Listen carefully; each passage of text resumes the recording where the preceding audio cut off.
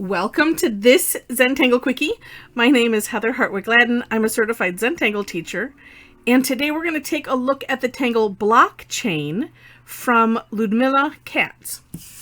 Okay, so I've been looking at this one for a while since it came out, actually, which, oh gosh, when was it? It's maybe a week or two, something like that. And from Tangle Patterns. And that link, the link for that is in the description section, as well as my version of the step outs. And I kept looking at it. I'm like, gosh, this one just looks like it's, too hard type of thing. Like, oh, I'll tackle it at some point. And I thought, well, you know what? Let's just actually take a look instead of just looking at the step out. And it's kind of like a lot of fears, where sometimes thinking about it is worse than trying it. And this is just Zentangle, and I hear the words, hear my mom's words. It's only a piece of paper, Heather. It's only a piece of paper. All right, and those that have been on the calls, you were probably saying it already. So, all right, this one starts off with a line of seeds, and if you do not know what a seed is or how to draw it, it is a curved line going one direction, and then curve line going the other direction. And so you want to have them a little bit spaced out from each other, and they can be as big as you want. Here's a tip. If you like this, the bottom of this one, not so great. You can always flip your tile or flip your paper and do the other side. I will do this so that way, depending on what it is, just to assure myself of having a similar result, similar stroke. Because when you plant your hand down, this is a kind of a Zentangleism. You plant your hand, and then you have your heel of your hand is on your table, and then you pivot it, right? And so you get the same curve for the most part. It just helps with consistency.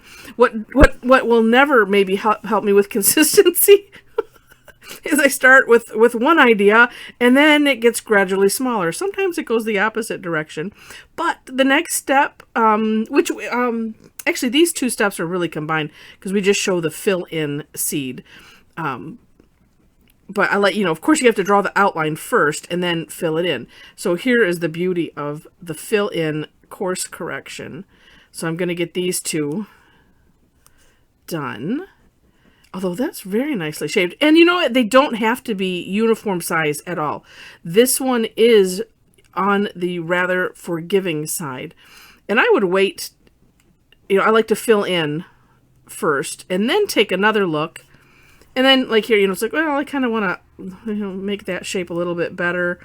And they kind of look different too when they're all filled in. But if you need to course correct, then you can make it a little bit bigger, like so, if you want to. Or, yeah.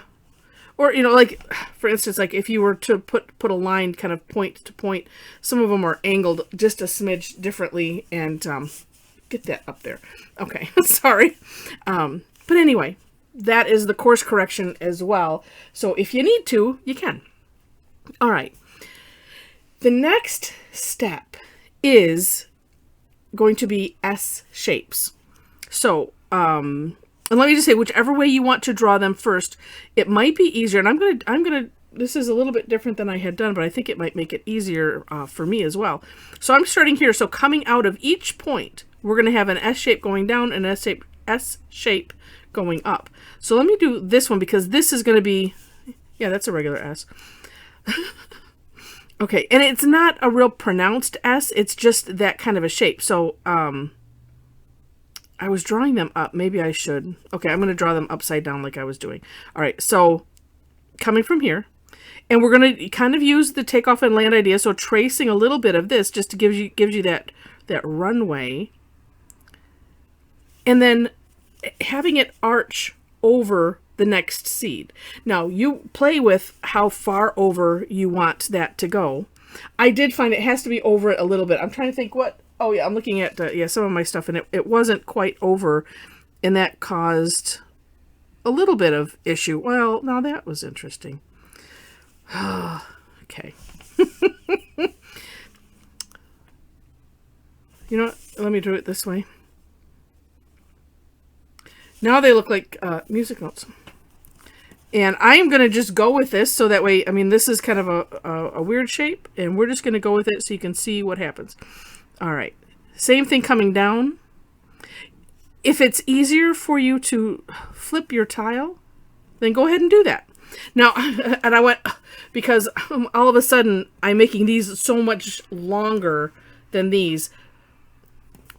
But like I said, I think this one is pretty forgiving. So we will be exploring this right now, right? Live. Well, live for me, you're watching the recording. All right. So the next step, and this is where I kind of added a step. I actually took the next step and I split it into 2 steps. That's really what I did.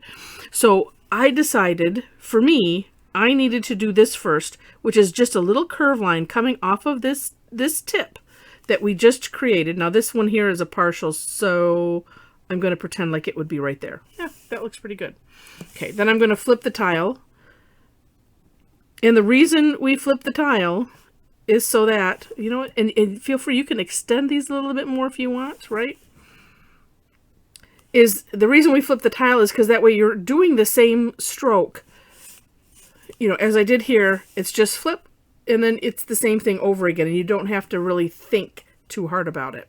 Because we like not thinking too hard about anything. I know that is my, that's one of my big things. All right, then from here, another curved line back to this S shape that we created, or, you know, if you did something close, like I did. All right, and then this, oh, let's see. If I was doing the S shape here, it would, let me draw it backwards. Okay, so if you do something like this where you're running off the edge, you have to imagine where the, you know, the other seed is, or just like here, I was looking at this shape. It's like, okay, well, that's about halfway-ish over here, so then I can make the stroke, even though it's not complete. Because then, like I said, if that's your aim, is to look like it's, you know, continuing out, but it's not, then that's the fun of doing that. Okay, then here, same thing. That's a little partial. And we're essentially aura-ing the seed. Now here I have the same thing. So let's do, okay. A lot of times I will wait to do the partial bits at the end, just so that way I can kind of, you can see what's going on. And I find it to be helpful sometimes. Just depends on the tangle. Okay. So now that we have this, the final step is, this is another aura, and something that I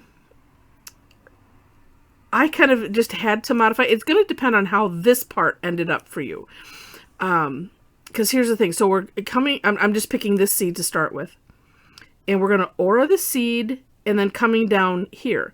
If you take a look at Ludmila's step out, because some of these are a lot thinner on hers, so she takes this aura and blends it into this right here. Now, I think I might be able to do that on my final, on my step out, it was just, I ended up just aura-ing this line, and I still think it turned out pretty good. But let's just see how this works. Let's see, I was starting here. So you decide, of course, how wide that aura is going to be. And let's just see. And let's just do that. We'll have fun with this. Now, here's the thing with the aura. You have to keep in mind. We're aura-ing, and then we're going to flip and do the flip side, right? So we want to make sure that we have space here. So there was a lot of those kind of things that I found out, you know, as I was going, and I was like, oh, okay. Well, next time. But see, this is kind of, because you can have this widen here, and that does kind of look neat. All right. And then this. All right. So we just have to imagine to go with the flow. Okay. Then, same thing. Like I said, flipping the tile, then doing the same thing.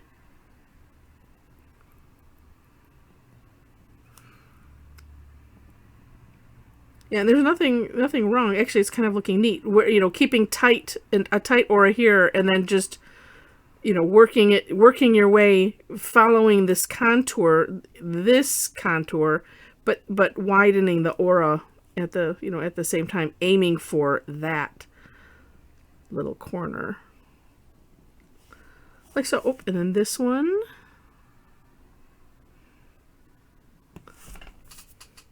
Okay. Now, let us do, that is it for the tangle. But let's do some shading. Now, when I went back to look, then, so here's what I'm going to do. Well, let me let me not interrupt myself. When I was reading about it, and that's why I like Tangle Patterns, because a lot of times she puts in a story, and I'm sure if it's given to her, then she does it. But this was inspired by some like Celtic knots, and I'm like, oh, I didn't see that until she read it. I'm like, oh, I see now. So what we're going to do is this is how we're going to do the shading, and it will emphasize that. And then I'm also, sometimes my line, it either goes over or is a little too short. So I was just adding a little bit. Okay, so thinking Celtic knot-ish, or even if you're not, you can see this over and under. So we have this line, this this going here, and then this has this abrupt stop, right? So it's essentially being tucked under there. If we think hollow. Now, when we did this, and this is what's actually kind of brilliant. The reason that we don't do a lot of Celtic knots and things like that is it takes a lot of planning. I remember trying doing those, and it was, well, you really need to have some graph paper, and then you have to plan out how you're going to do this and that. And with Zentangle, and all of a sudden I see, hold on, I'm not going to use an eraser here, but as much as I want to, I forgot this aura here. Okay. Anyway, lots of planning, and one of the another Zentangle philosophy is not planning, just doing. No pencil lines to start off, except for we do set the stage with the 4 corner dots, border or frame, and then string, and that's as far as it goes. But I like these it's like, especially as I didn't see it until it was mentioned. I'm like, wow, that's cool. Okay. Oh, see, and I'm seeing almost a different shape as we're doing that. It kind of looks like a shoe, like a high heel. Like if this was part of the heel, that's just the way mine is looking. Anyway, so gonna do the same thing on this side, just putting a little graphite right where, this space tucks under. So right where we have that straight line. And then, like I said, I'm just bringing it out. I want to have that nice gradient. And then you can play with how far out you want to bring that. And then let's see if there's anything else that we want to do with this. And that's why I really like to share from the originator of the Tangle, because that way you can kind of get into their mind, especially when, and most often they have some kind of a sample in their work, and it's neat to see, because it does seem to help. All right, something else that one could do, and I don't know. I'm just going to make this a little bit darker, because I'd like to have it be a little bit more over and under. I like to start a little bit light, because you can always add. But I strive to not use an eraser, even if I goof. We find other course corrections. That's just, that's what we do in the actual method that is Zentangle. There's no erasers, there's no rulers in the kit, because if you think about that, art mimics life, and we don't get any erasers. All right. I would say we sometimes, in some cases, have rulers. I have to read again and get it in my head, memorized about the ruler. But we don't have those in there either, because this is not about being perfect. It's about just drawing, following the pattern, not worrying about anything. Oh, I like that a little bit better. Okay. All right, so I'm going to share, let's do something else, because I'm not completely happy with this. And so let's play with just doing some rounding. And I'm going to just do some right here. And rounding is, so yeah, I have this corner, and I'm just rounding the corner and filling in the little gap. Sometimes if you happen to watch videos from Rick and Maria, sometimes she'll call it like adding weight. And that is essentially what it does. And that adding weight could also be just going over the line. Again, it makes it a little bit heavier. Ooh, and actually, you know what? Since I said that, let's do. So I'm putting some more ink, just kind of going on the inside. And then some of these, like here, I just brought that tip out a little bit. Let's do the flip side.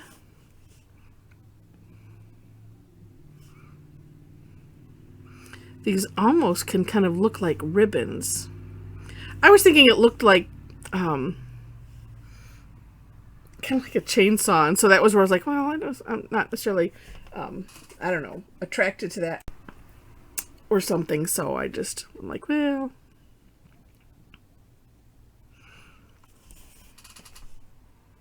so that's kind of interesting. That kind of helps. Let's see. Oh, well, something else. I mean, and these are just finishing, ways to play. I'm going to do an aura around the whole thing. Let's just see what that does.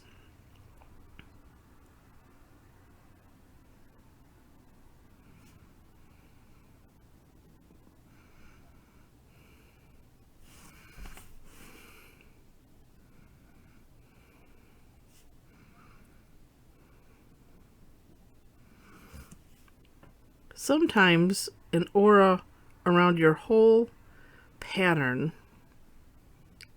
there we go, it just finishes it off. It's almost magical sometimes. Well, let's see, I'm going to start this way.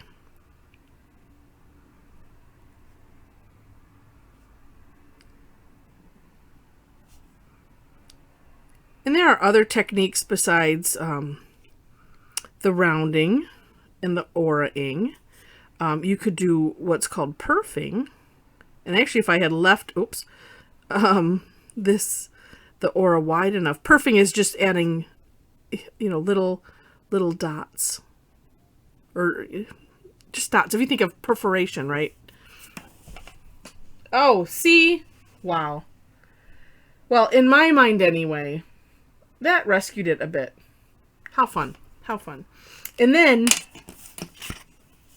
let's make it even. Let's make it pop. So you're getting a little extra. Besides just doing, although I have been doing this lately. Besides just the tangle, little extra bits. I'm going really, really dark on purpose. Okay. There it is. Oh, it's running away from me. Now, let's pull this out a bit.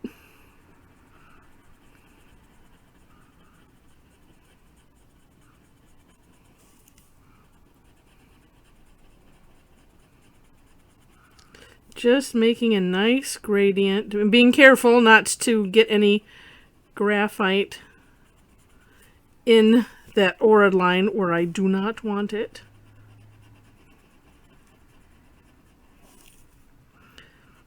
And then I'm kind of pushing a little bit hard and then using a circular motion because I want to get rid of, I can see a little bit here, I don't want that line of graphite. I don't necessarily need it to come out far, I just don't want that line. And that is a Look at that. Okay, let's do the other side. Well, wait a minute though. Sorry, my light is changing dimension here. There we go. Yep, let's do the other side too.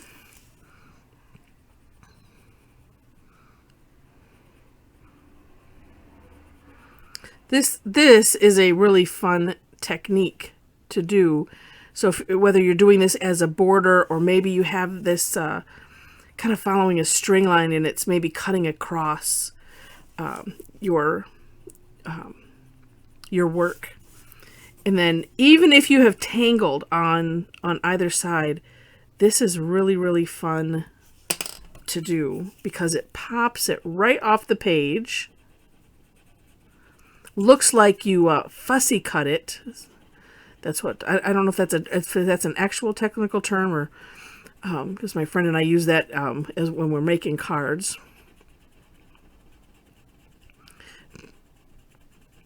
But it's where you cut around really carefully around every little bit, just to, you know,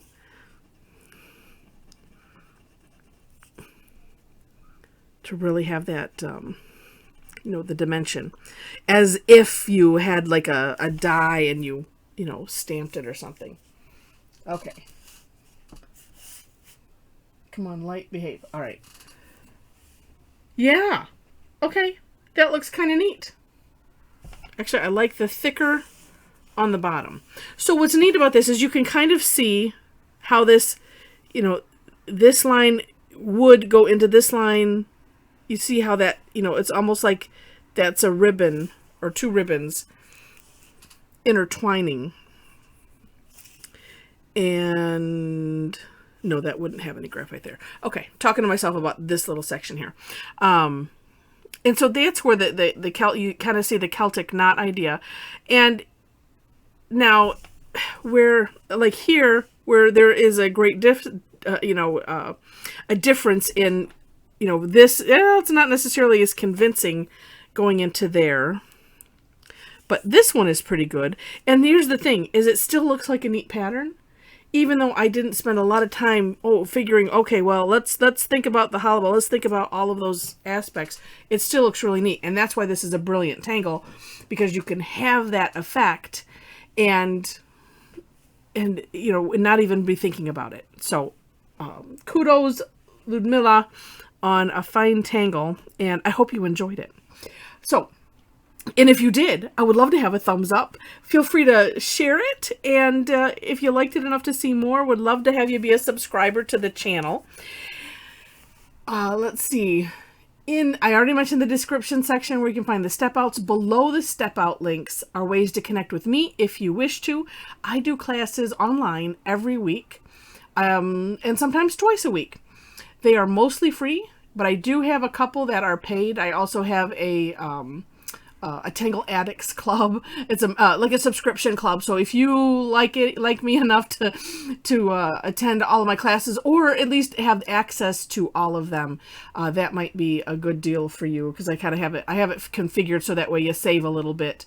But it's a subscription. So, and at the time of this recording, I do have what I have been calling a founders member, because I was just getting this started, and I decided to end that at the end of May. So at the end of this month, I will be ending that, and that price will be going up. So anyway, information is on my website, or feel free to connect with me. Would love to have you join me for, you know, the Tangle Times that are on Thursday. Those are free. They're a lot of fun, and then you can see if you like me enough to, you know, to come to some more classes. So with that. And I always forget to mention too, also on my website, there is a link if you want official Zentangle supplies. Right now, US only, but I can certainly help you, you know, if you're outside of the US. It's just shipping is so expensive. But anyway, if you want that, I do have a link for a store, and I also have one affiliate link on there now. I'm planning on adding more.